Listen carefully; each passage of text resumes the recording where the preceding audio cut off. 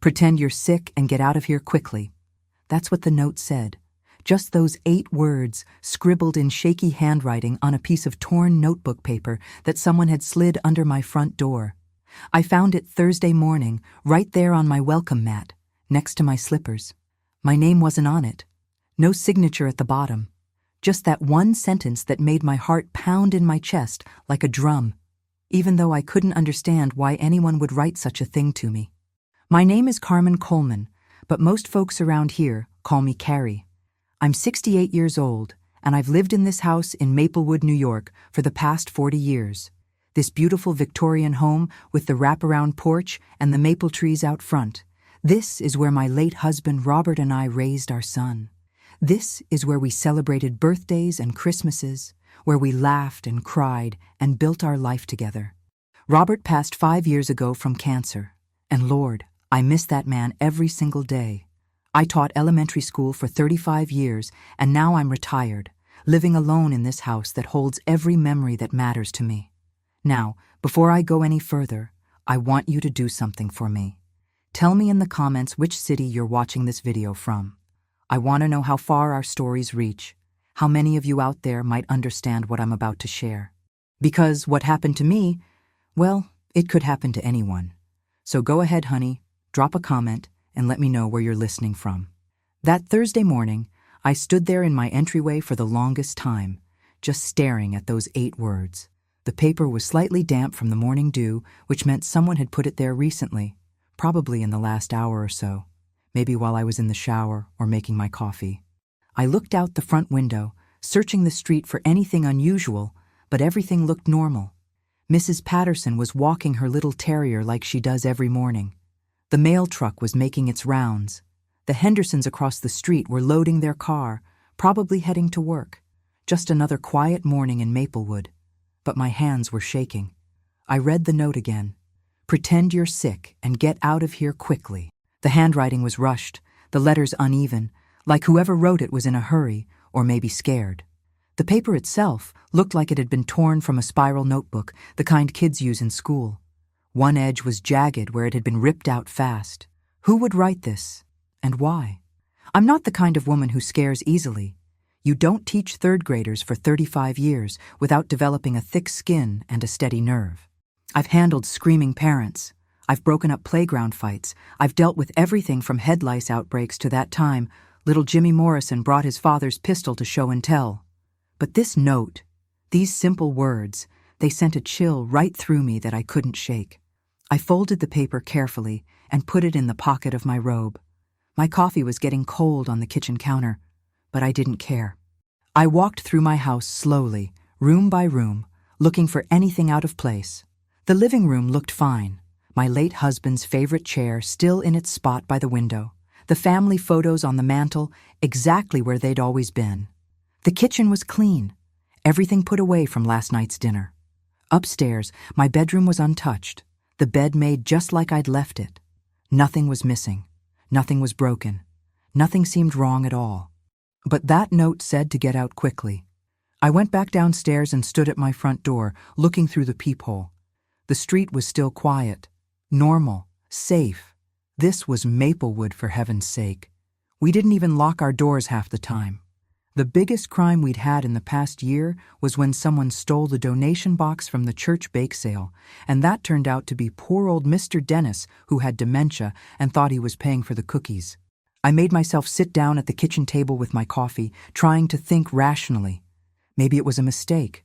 Maybe the note was meant for someone else's door and got slid under mine by accident. Maybe it was kids playing a prank, like I said. Maybe it was nothing at all. But deep down, I knew it wasn't nothing. Because here's what I haven't told you yet. Over the past few weeks, I'd been feeling like something was off. Nothing I could put my finger on exactly, just small things that didn't quite add up. A feeling of being watched sometimes when I was in my own home. Items moved slightly from where I'd left them. My back door unlocked one morning when I was certain I'd locked it the night before. Little things. Things I'd been telling myself I was imagining, that I was just getting older and more forgetful. But now there was this note. I pulled it out of my pocket and read it one more time. Pretend you're sick and get out of here quickly. Whoever wrote this knew something I didn't. Whoever wrote this was trying to warn me, trying to help me. But warn me about what? I thought about calling the police, but what would I say? Someone left me a note that wasn't threatening, just strange. They'd probably think I was a lonely old woman seeing danger where there wasn't any. I thought about calling my son, but I didn't want to worry him over what might be nothing. So instead, I did what any sensible person would do. I got dressed, put on my good walking shoes, and decided to go visit my neighbor, Mr. Henry Walsh. Henry lived in the house right next to mine, a widower like me, about 7 years older. We'd been neighbors for decades, and Henry was the kind of man who noticed things. He spent most of his day sitting on his porch, reading his newspaper, watching the neighborhood. If anyone had seen something unusual that morning, it would be Henry. I grabbed my purse and headed for the door, the note still in my pocket, pressed against my side like a secret I wasn't ready to share. But when I opened my front door, I froze, because there, standing on my porch with his hand raised like he was just about to knock, was someone I hadn't expected to see, someone who shouldn't have been there at all. And the look on his face when he saw me, that split second of surprise before he rearranged his expression into a smile, told me everything I needed to know. The note wasn't a prank, and I was in more danger than I'd realized. It was my son, David. Now you might be thinking, well, what's so strange about a son visiting his mother? And you'd be right to ask. Under normal circumstances, seeing David on my front porch wouldn't have made my heart skip a beat. But these weren't normal circumstances, were they? Because David lived 45 minutes away in Albany. He had a job that kept him busy, meetings that ran late, a whole life in the city. And it was barely 9 o'clock on a Thursday morning. A work day. He should have been at his office, not standing on my porch looking like he'd just been caught with his hand in the cookie jar. "David," I said, keeping my voice steady even though my pulse was racing. "What are you doing here, honey?" His smile didn't quite reach his eyes. "Morning, Mom. Can't a son drop by to see his mother?" He was wearing his work clothes, a nice button-down shirt and slacks, but his tie was loose, and there was something about the way he was standing, sort of rigid, that made me uneasy. "Of course you can," I said, not moving from the doorway. "But you're usually at work by now. Is everything all right?" "Everything's fine," he said quickly. Too quickly. I had a late start this morning. Thought I'd swing by and check on you before heading to the office. That was a lie. I knew it was a lie the same way I knew when little Susie Patterson had lied about finishing her homework back when I was teaching. A mother knows her child, and right then my son was lying through his teeth. "That's sweet of you," I said, still not stepping aside to let him in. My hand was in my pocket, fingers touching that note. "But I'm actually just heading out myself." Something flickered across his face. Disappointment? Frustration? It was gone too fast for me to be sure. "Oh? Where are you off to?" "Just running some errands," I said vaguely. "You know how it is. Things to do, people to see." We stood there for a moment, mother and son, in some kind of strange standoff on my own front porch. The morning sun was getting brighter, and I could hear birds singing in the maple trees. Everything looked so normal, so peaceful, but nothing felt right. "Well," David said finally, shifting his weight, "maybe I could come in for just a minute. I wanted to talk to you about something." And there it was. The real reason he was here. He wanted to talk to me about something. On a Thursday morning when he should have been at work, less than an hour after someone had slid a warning note under my door telling me to get out of my own house. I looked at my son, really looked at him. When had he gotten so thin? There were dark circles under his eyes, and his jaw was clenched tight like he was grinding his teeth. He looked stressed, worried, or maybe guilty. "I really do need to get going, sweetheart," I said, stepping out onto the porch and pulling the door closed behind me. I made a show of locking it, something I rarely did during the day. "But why don't you call me later? We can talk then." I could see him trying to decide what to do. Push harder? Back off? He chose to back off, but he wasn't happy about it. "Sure, Mom, I'll call you later." He kissed my cheek, and for just a second, he was my little boy again, the child I'd raised and loved. But then he pulled back, and that guarded look was back in his eyes. "You take care now." "Always do," I said. I watched him walk to his car, a nice sedan parked at the curb. He got in, started the engine, but he didn't drive away right off. He sat there for a moment, looking at my house, looking at me. Then finally, he pulled away and disappeared down the street. My legs felt shaky, so I sat down on my porch steps. Good Lord, what was happening? That was my son, my own child. And I just stood there lying to him about where I was going because every instinct I had was screaming at me not to let him in my house. I pulled out the note again and stared at it. Pretend you're sick and get out of here quickly. The handwriting was shaky, elderly. Not my son's neat, precise script. So who had written it? And what did they know that I didn't? I needed to talk to Henry Walsh, and I needed to do it now. I stood up and walked the few steps to Henry's house. His porch was empty, which was unusual. Henry was almost always out here by 9 in the morning with his coffee and newspaper. I knocked on his door, waited, then knocked again louder. "Henry, it's Carmen from next door." Nothing. I tried the doorknob and found it unlocked. Now, like I said before, we don't always lock our doors in Maplewood, but something about this felt wrong. Henry was a creature of habit. He should have been on his porch. "Henry!" I called out, pushing the door open. "Are you home?" The house was quiet. Too quiet. I stepped inside, my heart hammering. Henry's reading glasses were on the side table next to his chair. His coffee mug sat on a coaster, still half full. The newspaper was open to the crossword puzzle he did every morning. But Henry wasn't there. I walked through his living room, calling his name. No answer. I checked the kitchen, then started toward the stairs. That's when I saw it. On Henry's kitchen table, there was another piece of paper. Same torn notebook paper as the note that had been slid under my door. And written on it, in that same shaky handwriting, were just 3 words that made my blood run cold. "I'm sorry, Carmen." I stood there staring at those 3 words until they started to blur. "I'm sorry, Carmen." Sorry for what? For warning me? For getting involved in something he shouldn't have? My hands were shaking as I picked up the note, and that's when I noticed something else on the table. Henry's wallet, his car keys, his phone. Henry Walsh hadn't just stepped out for a walk. Nobody leaves their house without their phone and wallet, not in this day and age. And Henry, bless his heart, could barely make it to the mailbox without getting winded. He wouldn't have gone far on foot. So where was he? I pulled out my own phone, and for a moment I just held it there, trying to decide what to do. Call the police? And tell them what exactly? That my elderly neighbor wasn't on his porch like usual? That he'd left his belongings behind? They'd tell me to wait 24 hours before filing a missing person report.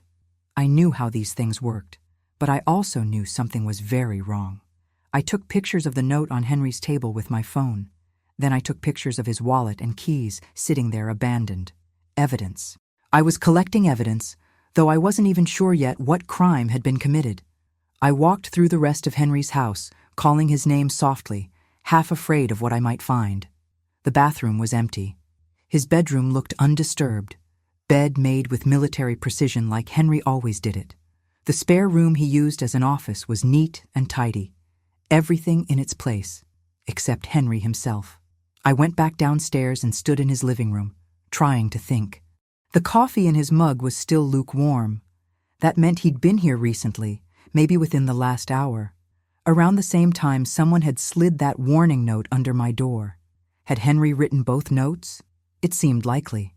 That shaky handwriting, the elderly penmanship. He'd warned me to get out, to pretend I was sick. And then he'd written, "I'm sorry, Carmen," and disappeared. Or been taken. That thought hit me like a punch to the stomach. What if Henry hadn't left on his own? What if warning me had put him in danger?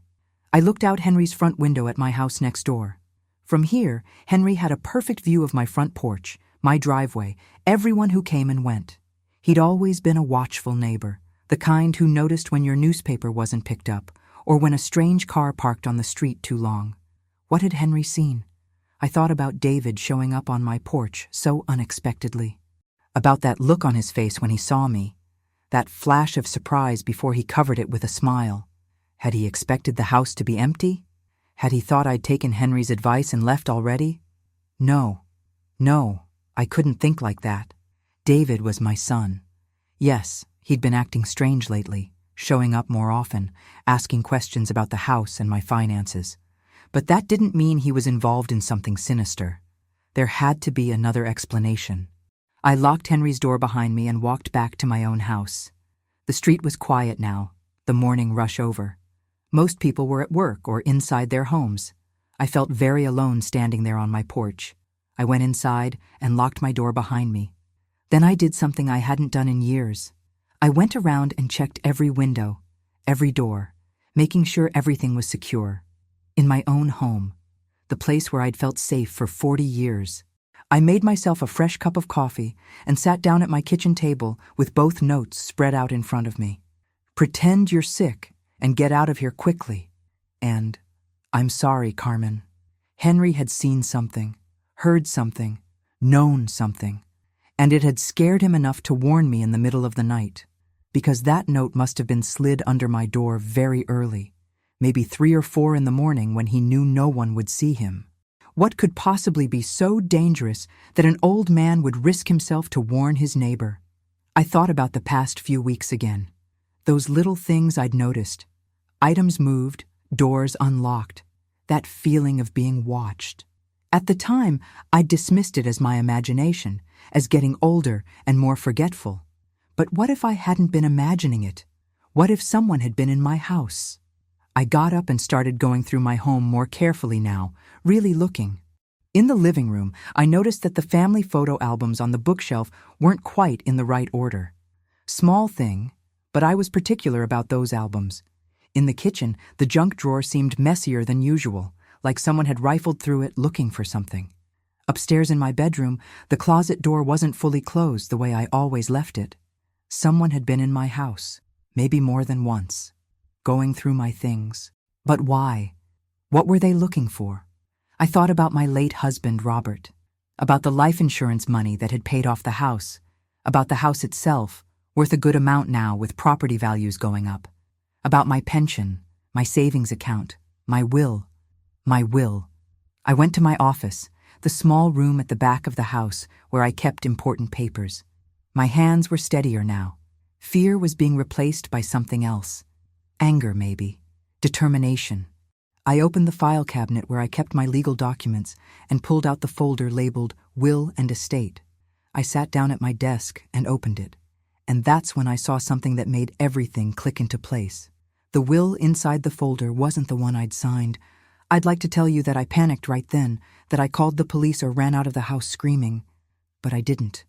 Instead, I sat very still in my office chair and read through every single page of that will, twice, making sure I wasn't mistaken. I wasn't. The will in my file cabinet looked almost identical to the one I'd signed 3 years ago with my lawyer, James Parker. Same paper, same legal language, even the same coffee stain on the corner of the first page from when James had accidentally knocked over his mug during our meeting. But the contents, well, those were different. Very different. My real will, the one I'd actually signed, left everything to David, of course. He was my only child. The house, my savings, my pension benefits, everything would go to him when I passed. That's what any mother would do, right? But this will, this fake document sitting in my file cabinet, it had some additions I'd never agreed to. It gave David power of attorney over my finances immediately. Not when I died, not if I became incapacitated. Immediately. Right now. And there was a clause about a trust, something about transferring the house into David's name for tax purposes while I was still alive. Legal words that I didn't fully understand, but that made my stomach turn. At the bottom of the last page was my signature. Except it wasn't really my signature, was it? It was close, very close. Someone had practiced it, studied it, gotten it almost perfect. But I'd been signing my name for 68 years, and I knew my own handwriting. The C in Carmen was slightly wrong. The loop in the L of Coleman didn't close quite right. This was a forgery. Someone had replaced my real will with a fake one. Someone had been in my house, in my private files, and switched the documents. And if I had to guess, that someone had been planning to use this fake will very soon. I thought about Henry's note again. Pretend you're sick and get out of here quickly. And get out before what? Before whatever plan was in motion could be completed? My phone rang, making me jump. I looked at the screen. David. I stared at it for 3 rings before I answered, trying to keep my voice normal. Hello, sweetheart. Hey, Mom. He sounded tense. I just wanted to check on you again. You seemed a little off this morning. Did I? I kept my tone light, almost confused. I felt fine, just had errands to run like I said. Right, your errands. There was a pause. Did you get them done? What a strange question. Why would he care if I'd run my errands? Unless he wanted to know if I'd actually left the house like I'd said I was going to. Most of them, I said carefully. Why do you ask? No reason, just making conversation. Another pause. Listen, Mom, Rachel and I were thinking maybe we should come over tonight instead of waiting until our usual Thursday dinner. We really need to talk to you about something important.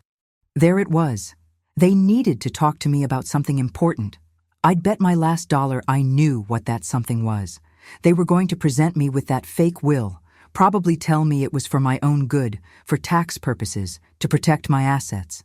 They'd use words I didn't understand and pressure me to sign papers that would give them control of everything.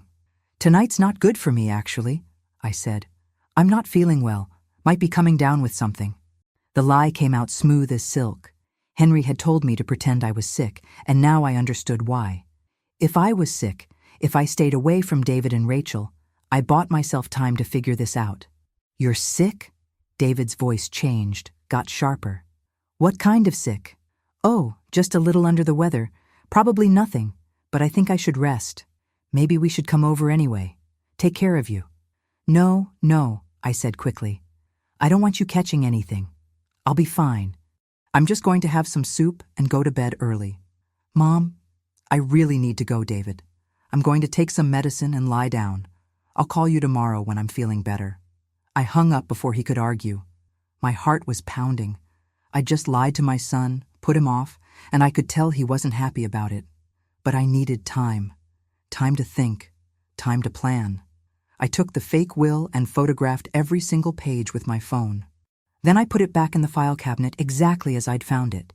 If David or Rachel came into my house again, if they checked, everything would look normal. They wouldn't know I'd discovered their plan. But I had discovered it, and I wasn't going to be anyone's fool. I called James Parker's office, my real lawyer. His secretary answered. Hi, this is Carmen Coleman. I need to speak with James as soon as possible. It's urgent. I'm sorry, Mrs. Coleman, but Mr. Parker is in court all day. Can I have him call you tomorrow? Tomorrow might be too late, but I kept my voice calm. Yes, please have him call me first thing in the morning. Tell him it's about my will. It's extremely important. After I hung up, I sat there thinking. Henry was gone. My will had been forged. My son was lying to me. And I was sitting in my house alone, with no proof of anything except some photographs and a gut feeling that I was in serious danger. I needed help. Real help. I needed someone I could trust. I picked up my phone and scrolled through my contacts until I found a name I hadn't called in years. Margaret Chen. We'd taught together for almost 20 years before we both retired. She'd moved to Portland to be near her daughter, but we still exchanged Christmas cards and the occasional phone call.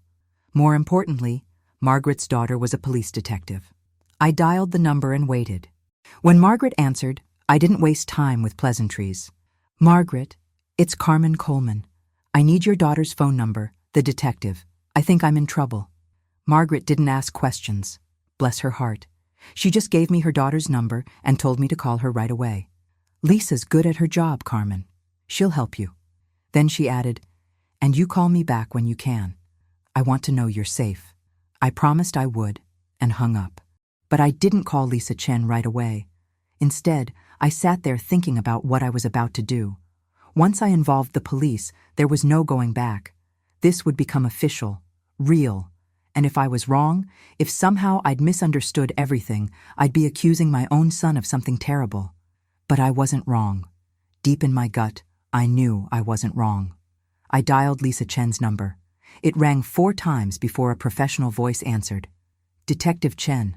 Detective Chen? My name is Carmen Coleman. I'm a friend of your mother's. We taught together for many years. I took a breath.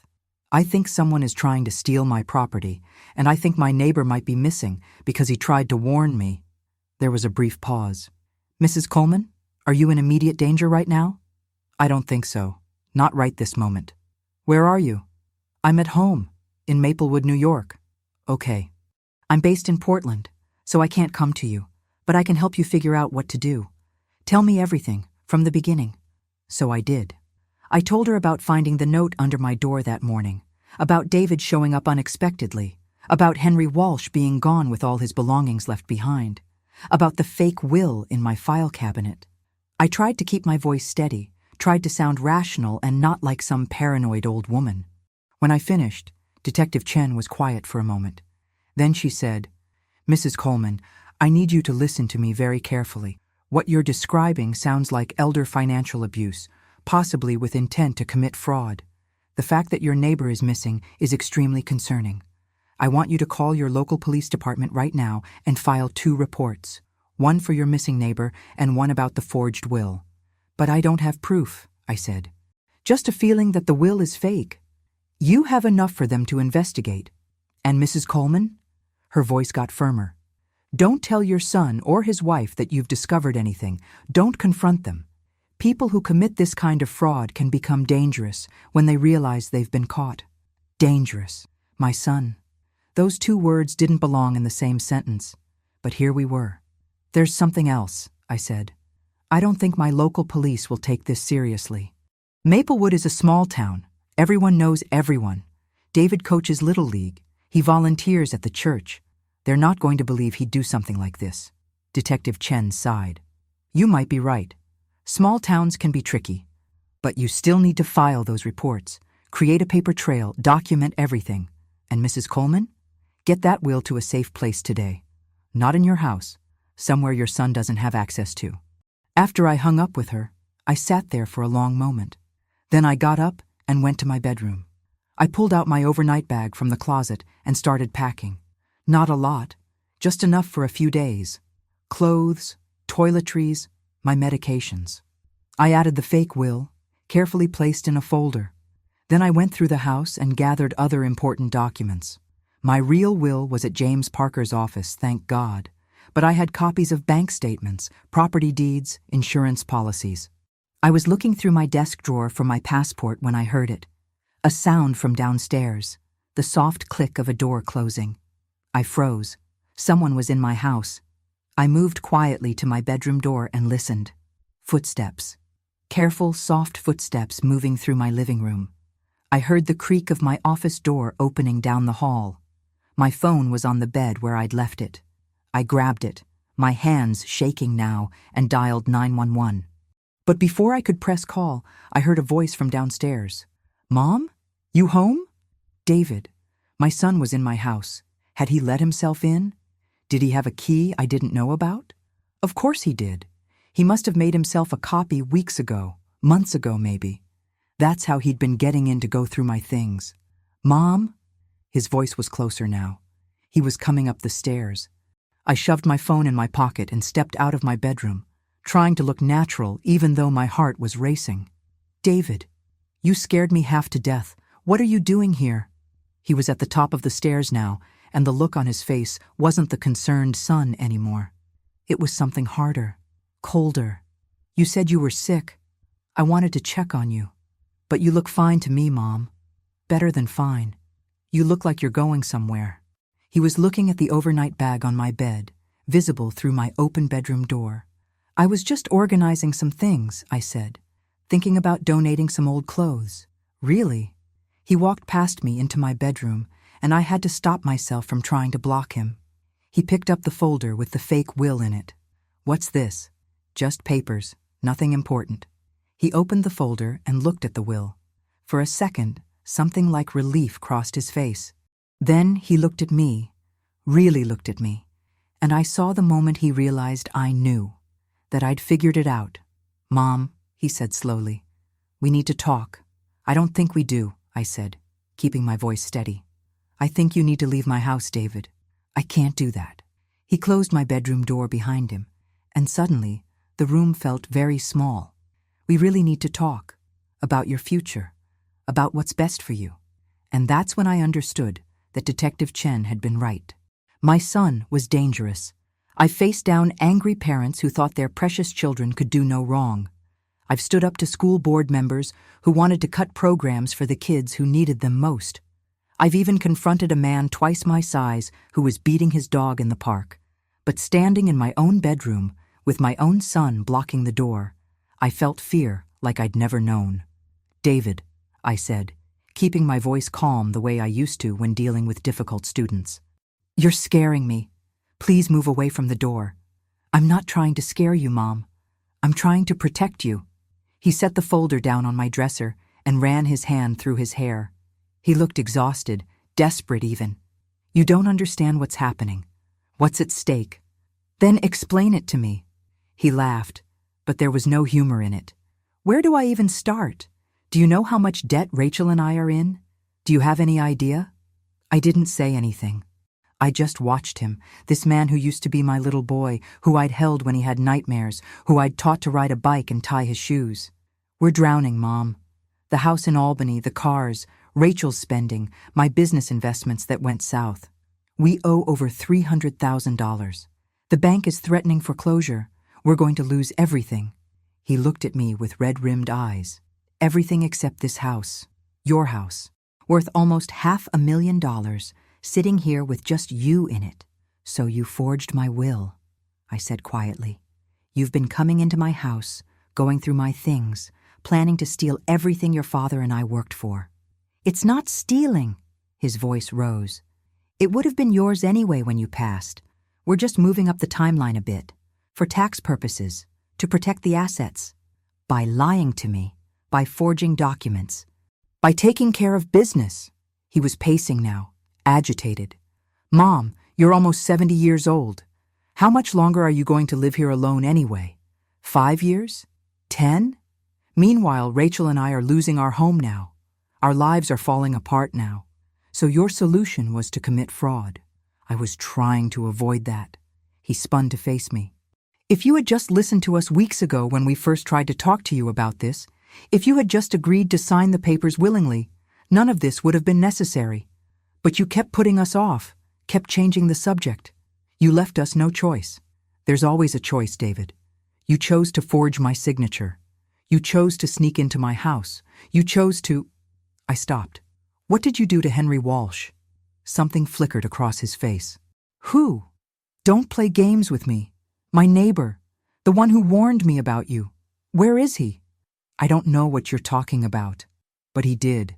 I could see it in his eyes, in the way his jaw clenched.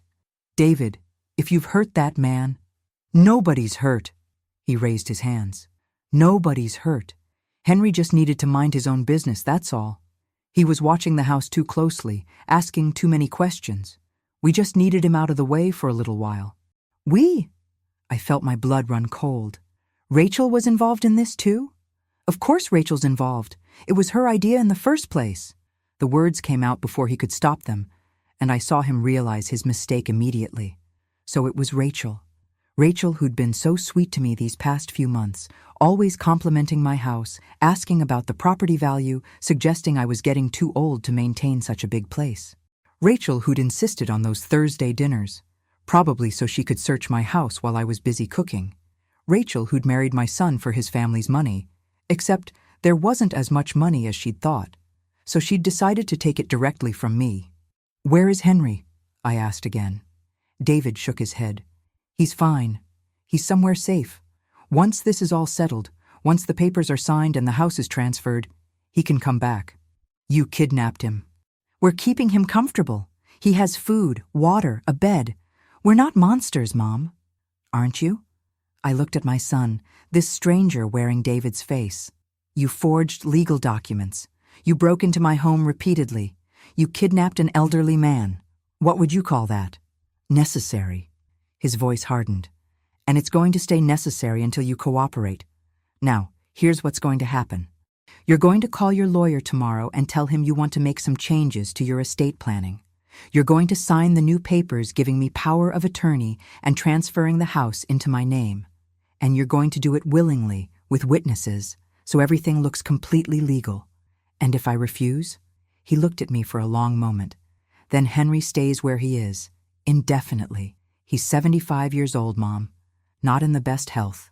How long do you think he'll last locked in a storage unit with minimal food and water?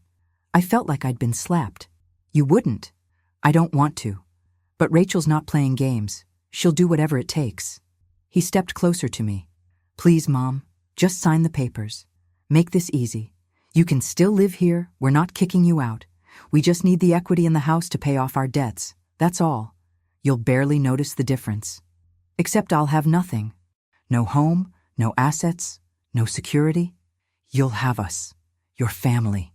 I looked at him, really looked at him, and I knew with absolute certainty that if I signed those papers, I'd never see another birthday.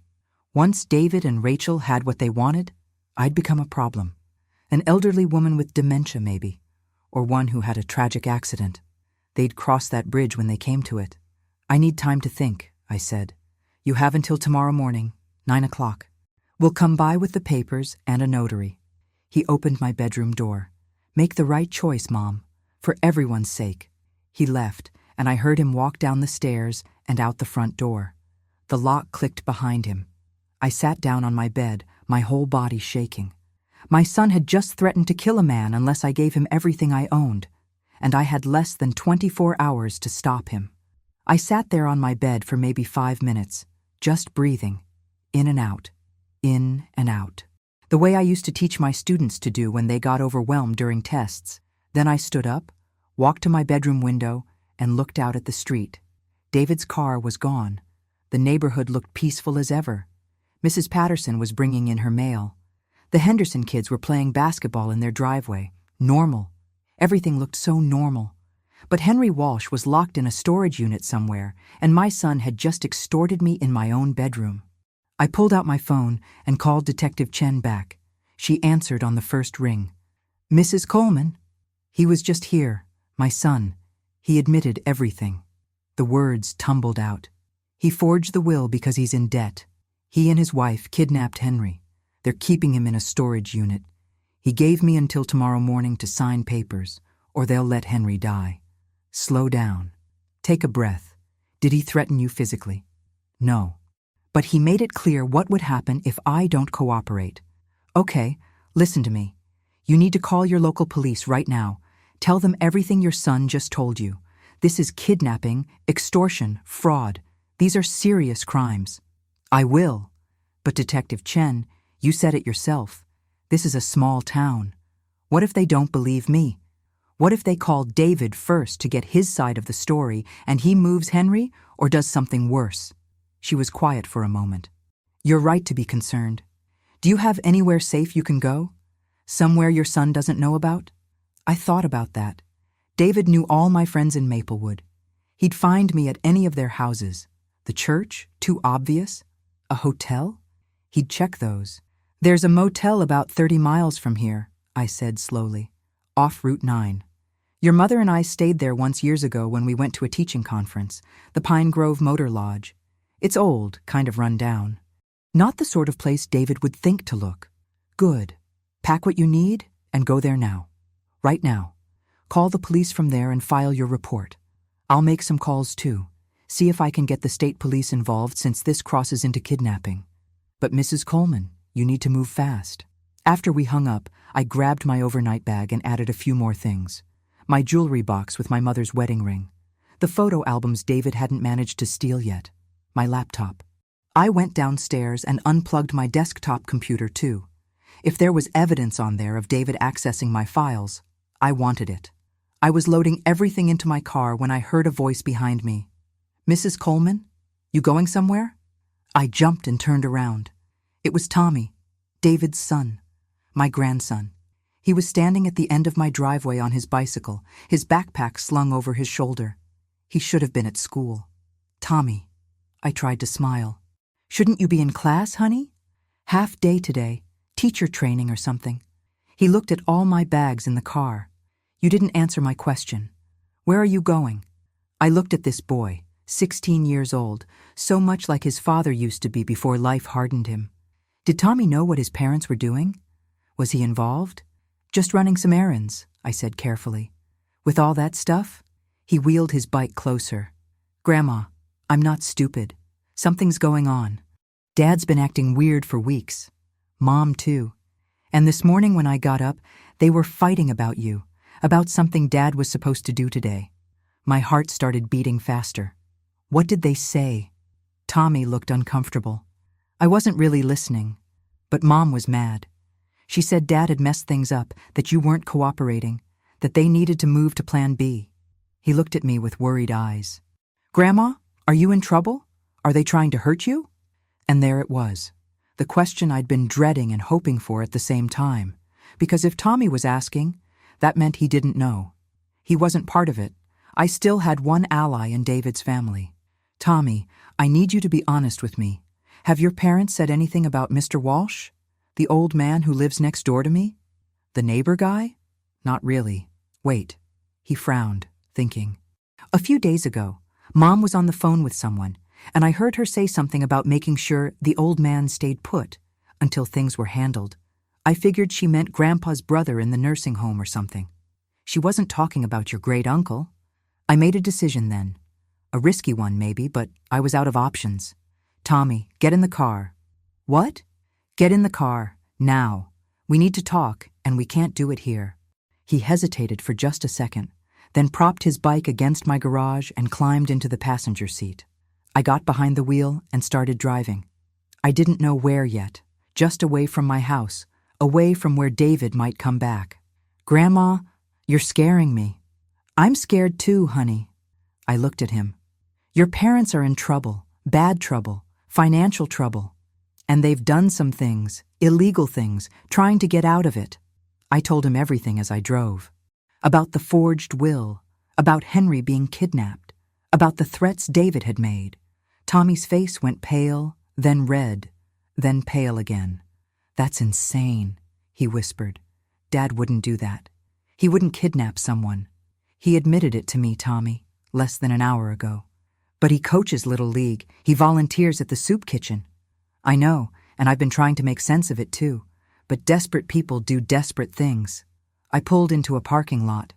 We were at a small park halfway between Maplewood and the next town over, empty on a weekday afternoon. The question is, what do we do now? Tommy was quiet for a long moment. Then he pulled out his phone. I might know where Mr. Walsh is. I stared at him. What? Dad has a storage unit, off Highway 87. He's had it for years, keeps old baseball equipment and stuff there. But last week I saw him loading supplies into his truck. Food, water bottles, a space heater. When I asked him about it, he said he was donating stuff to the church. But Grandma, if they're keeping Mr. Walsh somewhere, that storage unit would make sense. My hands gripped the steering wheel. Do you know which facility? Guardian Storage, Unit 247. I remember because it's my batting average this season. He looked at me with eyes that suddenly seemed much older than 16. What are we going to do? I pulled out my phone and called Detective Chen for the third time that day. I think we found him. Detective Chen conference called the New York State Police while Tommy and I sat in that empty parking lot. I put the phone on speaker so Tommy could hear everything. A trooper named Sergeant Matthews came on the line, his voice all business. Mrs. Coleman, Detective Chen has briefed me on the situation. You believe an elderly man is being held against his will at Guardian Storage, Unit 247, off Highway 87? My grandson saw his father loading supplies into that unit last week, food, water, a heater. And my son admitted to me today that they're keeping Henry somewhere until I sign over my property. That's kidnapping and extortion. We'll send units there immediately. I heard him typing. Guardian Storage is in our jurisdiction. We can have officers there in 20 minutes. Please hurry, I said. Henry's 75 years old. He has a heart condition. I don't know how long he's been in there or what kind of shape he's in. We'll move fast. Mrs. Coleman, I need you to stay where you are. Don't go to the storage facility. Don't go home. Don't contact your son or daughter-in-law. Can you do that? I looked at Tommy. His face was pale, but he nodded at me. We can do that. Good. Give me your exact location and stay put. I'm sending an officer to you as well to take your full statement. After I hung up, Tommy and I just sat there in the car. The afternoon sun was starting to dip lower in the sky, casting long shadows across the empty playground in front of us. I remembered bringing David here when he was Tommy's age, pushing him on those same swings, teaching him to pump his legs to go higher. Grandma? Tommy's voice was small. What's going to happen to my parents? That was the question, wasn't it? I don't know, honey. If they've done what I think they've done, they'll probably go to jail. Both of them? Probably. He was quiet for a moment. Mom pushed Dad into this. I know she did. He's not a bad person, Grandma. He's just weak. And Mom, she always wants more. More money, bigger house, nicer cars. Nothing's ever enough for her. I wanted to defend my son, to say Tommy was wrong. But I couldn't, because Tommy was right. David had always been a follower, even as a child. And Rachel, well, Rachel had expensive tastes and no patience for anyone who couldn't provide them. Your father made his own choices, I said gently. Nobody forced him to forge my will or kidnap Henry. He did those things himself. I know. Tommy wiped his eyes with the back of his hand. It's just hard, you know. Finding out your parents are criminals. Yeah, baby, I know. My phone rang. Unknown number. I answered cautiously. Hello? Mrs. Coleman, this is Sergeant Matthews. We're at the storage facility now. We found him. My heart leaped. Is he alive? Is Henry okay? He's alive, dehydrated, disoriented, but alive. Paramedics are with him now. He's asking for you. Thank God. Tears I'd been holding back all day finally spilled over. Thank God he's okay. He's not in great shape, ma'am. Looks like he's been in there for over 24 hours with minimal food and water. But he'll recover. We're taking him to Maplewood General Hospital. He paused. Mrs. Coleman, we need to pick up your son and daughter-in-law. Do you know where they might be? I looked at the clock on my dashboard. 3:30 in the afternoon. David should be at his office in Albany. Coleman Financial Services on Madison Avenue. Rachel's probably at their house. 2847 Birch Street. Thank you. And Officer Reyes is en route to your location. She'll take your statement and make sure you're safe. Your grandson, too. Officer Reyes arrived 15 minutes later in an unmarked car. She was young, maybe 30, with kind eyes and a no-nonsense demeanor. She took our statements right there in the parking lot, recording everything on her phone. When she got to the part about David threatening me in my bedroom, Tommy made a sound like he'd been punched. He said that? He actually said he'd let Mr. Walsh die? Not in those exact words, I said, but the meaning was clear. Officer Reyes looked at Tommy. This must be hard for you, son, but you did the right thing helping your grandmother. I should have known something was wrong sooner, Tommy said. The signs were all there. I just didn't want to see them. That's not on you, I told him firmly. None of this is on you. After she finished taking our statements, Officer Reyes drove us to the hospital. I wanted to see Henry, to make sure he was really okay, to apologize for whatever role I'd played in getting him hurt. Tommy came with me, his hand finding mine as we walked through the hospital doors. Henry was in the emergency room, hooked up to an IV, but he was awake. When he saw me, his weathered face crumpled. Carmen, oh Carmen, I'm so sorry. I should have done more. Hush now. I took his hand. It was dry and papery, cold to the touch. You warned me. You saved me, Henry. You did everything you could. I saw them, he said, his voice raspy. Your son and that woman. I saw them coming out of your house late at night, going through your things when you were asleep. I started watching more carefully, taking pictures on my phone. Then that boy, your grandson, he seemed worried about you too. I was going to go to the police, but they grabbed me Wednesday night when I was putting out my trash. Put something over my face, some kind of cloth that smelled sweet. Next thing I knew, I was in that dark place. Did they hurt you? Just scared me, and kept asking if I'd told anyone what I'd seen. I said no over and over, but they didn't believe me. He squeezed my hand weakly. I managed to slip out early Thursday morning when that woman brought me water, just long enough to write those notes and slide one under your door before they caught me again. You're a hero, Henry Walsh. I'm a foolish old man who got caught snooping. You're my friend, I said firmly, and you saved my life. A doctor came in then and shooed us out, saying Henry needed rest. As we walked back to the waiting room, Officer Reyes met us with an update. We have your son and daughter-in-law in custody, both of them. They're being processed now. Tommy made a choking sound and sat down hard in one of the waiting room chairs.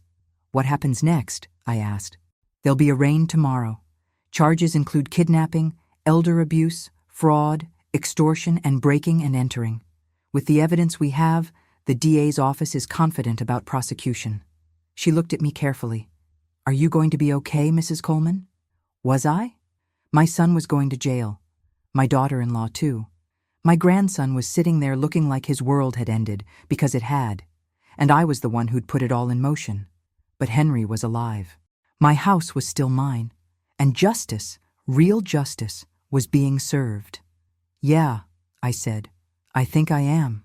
The next few days were a blur. David and Rachel were arraigned on Friday morning, and I sat in that courtroom watching my son stand before a judge in an orange jumpsuit. He wouldn't look at me. Not once.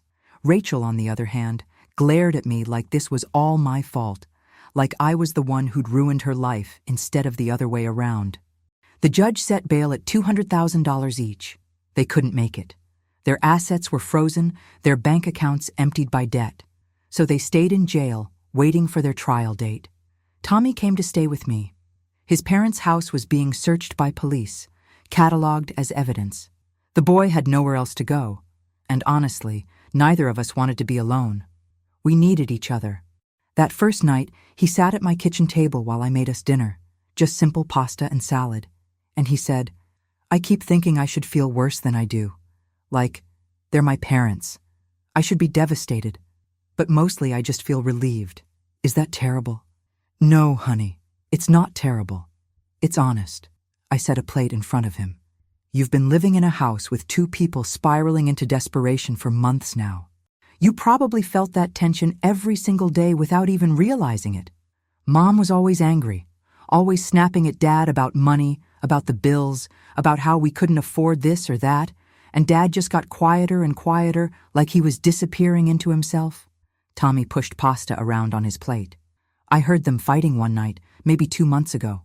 Mom said, your mother's sitting on $500,000 while we're drowning. It's not fair. And Dad said, I can't just take it from her, Rachel. And Mom said, why not? She's old. She's not going to live forever anyway. I felt like I'd been stabbed. Tommy, I should have told you then, but I thought they were just stressed, just venting. I didn't think they'd actually do anything. He looked up at me with red eyes. I'm sorry, Grandma. I'm so sorry. Stop that right now. You were 16 years old living with your parents. You're not responsible for their choices. I sat down across from him. But I need to ask you something. Can you forgive me for turning them in? Tommy didn't hesitate. There's nothing to forgive. You did what you had to do. They kidnapped someone, Grandma. They were going to steal everything from you. What were you supposed to do, just let them? Smart kid. Good kid. Better than his parents deserved. On Monday, I met with James Parker, my real lawyer. He'd been horrified when I told him everything that had happened, and he'd immediately pulled my actual will from his files to prove it was still safe. Carmen, I'm so sorry, he said, spreading the documents out on his desk. If I'd known what they were planning. Nobody knew, James. That's the point. They were careful, methodical. I looked at my will, my real will, with my actual signature at the bottom. I need to make some changes. Of course. What did you have in mind? Tommy, my grandson. I want to leave everything to him with stipulations that he can't access it until he's 25 or finishes college, whichever comes first. And I want to set up a trust to pay for his education, his living expenses while he's in school. James nodded, taking notes. What about your son? Nothing. David gets nothing. It hurt to say it, like ripping off a bandage from a wound that hadn't healed yet. He made his choice. What if he contests it? From prison? I raised an eyebrow. Let him try. Henry came home from the hospital on Tuesday.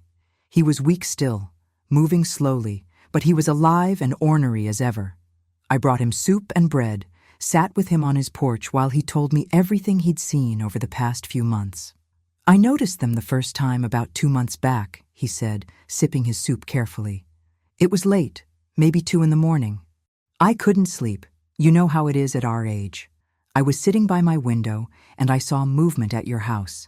At first I thought it was you, up late, but then I realized it was your son and that wife of his. They had a key, let themselves right in. They'd been copying my keys, I said.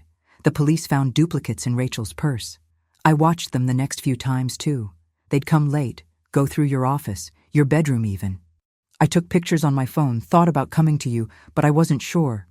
Didn't want to accuse your own son without being certain, you know? I know, Henry. Then last Wednesday, I saw them arguing outside your house. Heard Rachel say something about running out of time, that you were getting suspicious. That's when I knew I had to warn you. I wrote that note, waited until very early Thursday morning, and slipped it under your door. He shook his head. Didn't even make it back to my house before they grabbed me. I'm so sorry you got dragged into this. Don't be. I'd do it again. He patted my hand with his gnarled one. That's what neighbors do, Carmen. We look out for each other. On Wednesday, Detective Chen called me from Portland. I've been following the case. How are you holding up? One day at a time, I said honestly. Some days are harder than others. That's normal. You've been through a trauma. Have you thought about talking to someone? A therapist? I had, actually. Tommy's school counselor had recommended someone, and I'd made an appointment for next week. I'm working on it. Good. And Mrs. Coleman? I want you to know something. What you did took incredible courage. A lot of people in your situation would have just given in, signed the papers, hoped for the best. You fought back. You saved yourself and Mr. Walsh. After we hung up, I sat in my living room looking at the photos on my mantel. Robert and me on our wedding day. David as a baby, as a child, as a teenager. I'd have to take those down eventually, I thought. Or maybe not. Maybe I'd leave them up as a reminder, not of what David became, but of what he could have been. Tommy came downstairs then, backpack slung over his shoulder. He was going back to school today for the first time since everything happened. You ready? I asked. No. But I'm going anyway. He tried to smile. Fake it till you make it, right? That's my boy. After he left, I made myself a cup of coffee and sat down at my kitchen table with a notepad. I'd been thinking about something Detective Chen had said, about how many people in my situation just gave in, just signed the papers. How many elderly people were out there right now, being pressured by their own families, being stolen from, being abused. How many Henry Walshes were locked away somewhere while their families took everything. I picked up my pen and started writing. Not a letter, not a diary entry, a plan. Because Carmen Coleman wasn't just a retired teacher who'd survived her son's betrayal. She was going to make sure other people survived too. The trial took place 6 months later, in early spring, when the maple trees outside the courthouse were just starting to bud. I sat in the front row every single day, Tommy beside me, and I watched as the prosecution laid out everything David and Rachel had done. The forged will, the copied keys, the late-night break-ins, Henry's kidnapping, the financial records showing over $300,000 in debt. Rachel's lawyer tried to paint her as a desperate wife who'd been manipulated by financial stress. David's lawyer tried to claim he'd been coerced by his domineering spouse. But the evidence was overwhelming. The jury took less than 4 hours to come back with guilty verdicts on all counts. David got 8 years. Rachel got 10 because she'd been the mastermind, the one who'd planned everything down to the last detail. When the judge read the sentences, I didn't feel happy. I didn't feel vindicated. I just felt tired and sad. Sad for the little boy David used to be, the one who'd held my hand and called me mommy and trusted me to keep him safe. But I couldn't keep him safe from himself. After the sentencing, Tommy and I drove home in silence. He was 18 now, graduated from high school with honors despite everything. He'd been accepted to 3 universities and had chosen one upstate, far enough away to start fresh, but close enough to visit on weekends. You okay? I asked him as we pulled into my driveway. Yeah, I think I am. He looked at me. Are you? Getting there, honey. Getting there. That evening, I had a meeting, the first official gathering of what I was calling the Silver Shield Project. It was a support group I'd started for elderly victims of financial abuse, named after the silver hair most of us shared and the protection we were trying to build for each other. We met at the community center every Wednesday night, Tonight we had 12 people. 12 people who'd been stolen from, lied to, manipulated by their own children, their own family members. People who felt ashamed and alone and afraid. I stood up in front of them and shared my story. Not just the facts, but the feelings, the betrayal, the fear, the guilt of having raised someone who could do such things, the grief of losing a son not to death but to greed. When I finished, a woman named Dorothy raised her hand. She was 72, and her daughter had stolen over $100,000 from her retirement account. "How did you find the strength to turn him in?" she asked.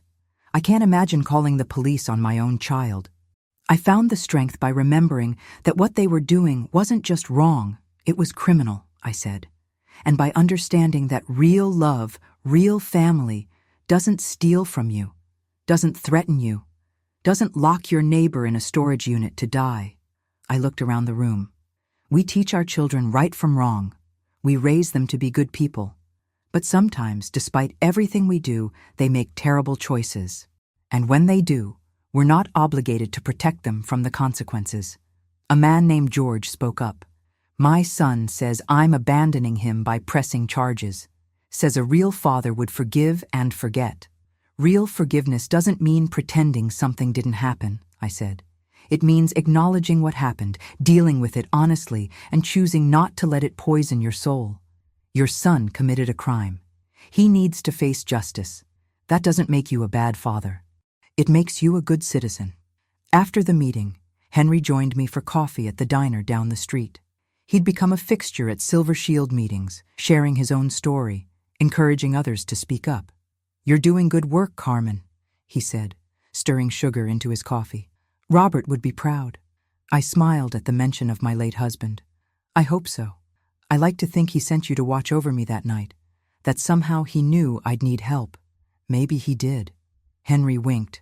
"Or maybe I'm just a nosy old man who doesn't sleep well." We laughed then, really laughed, and it felt good. It felt like healing. Tommy left for college in August. I helped him move into his dorm room, met his roommate, embarrassed him by crying when I said goodbye. But I wasn't really saying goodbye. I was saying, see you soon. Because Tommy would be back for Thanksgiving, for Christmas, for summer break. And I'd be here, in my house, the one I'd fought for, the one I'd kept. David sent me a letter from prison about a month after Tommy left. I almost threw it away without reading it, but something made me open it. It was 3 pages of apologies, of explanations, of excuses. He said he was sorry. He said he'd been desperate. He said he hoped someday I could forgive him. I read it twice. Then I put it in a drawer with all the other court documents and police reports. Evidence, history, a reminder. I didn't write back. Maybe someday I would. Maybe in a few years, when the wound wasn't so fresh, I'd be able to sit down with my son in a prison visiting room and have an honest conversation about what he'd done and why. Maybe we'd find some kind of peace together. But not today. Today, I had a Silver Shield meeting to prepare for. I had Henry coming over for dinner. I had a life to live, a life I'd fought hard to keep. And you know what? I was going to live it on my own terms. Now tell me, sweetheart, which city are you watching this video from? I'd love to read your answer in the comments. Because wherever you are, whatever you're facing, I want you to remember something. You're stronger than you think, braver than you know. And you deserve to be treated with respect and dignity, no matter how old you are. Don't ever let anyone tell you different.